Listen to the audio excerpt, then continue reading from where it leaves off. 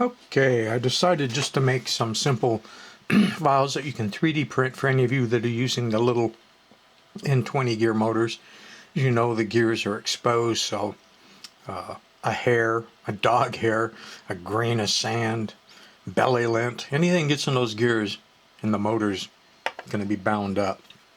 So I started with just a simple dust cover piece that can fit over. I don't know if I can do this with one hand, since I'm holding the camera with the other hand. There we go. So you can see it's just a piece of plastic in 3D print, no supports required, and it'll snap on over the gears and keep them from getting bound up.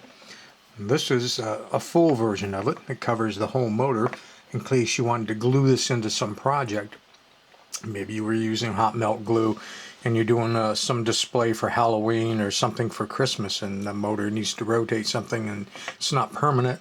This little thing would allow you to just put some glue on there and stick this wherever you need it to be and to do it. This one covers the front part, and of course on these ones the front is open. The motor shoves in from the front going towards the back. Now if you have the dual shaft one, here's a dual shaft dust cover that'll slide over the mechanism and it'll snap in place. And here's different ones for mounting.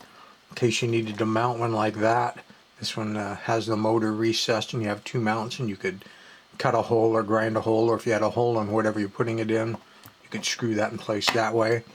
Or if you needed to vertically have the motor oriented but mounting it flat on something, then here's this version that it can slide into, and here's one for horizontal that you could screw or glue, whatever you want. These files will be up on Thingiverse. It's just I don't know, I just thought that might help some of you that are using the N20 motors for little projects that maybe aren't permanent. Something where you just need to stick a motor for a little while and try it out. Or it could be permanent. I mean, just depends what you've designed and what you're up to.